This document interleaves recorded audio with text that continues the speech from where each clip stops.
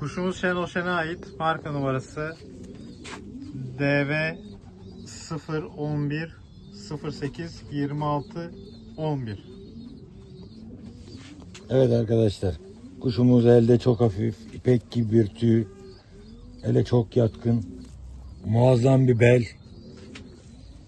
muazzam arkadaşlar tüy yapısı, çok güzel kanat yapısı. Vallahi çok güzel. Kuş benim diye demiyorum arkadaşlar, hakikaten güzel. İpek gibi bir tüy, çok sağlıklı arkadaşlar, kasları çok güzel. Kuşumuzun pedirgesi. Kuşumuzun babası Pitbull torunu, aynı zamanda Blizzard King Kittel'in torunu. Blizzard King Kittel 2021 yılı AS KBDB şampiyonu.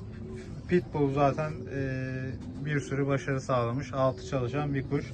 Çift taraftan torun. Annesi ise Kırpınar Arena Final 4 olan kuşumuzun annesi. Arka tarafı ise Romario ve Thomas 6 çalışması. Alıcısına hayırlı olsun.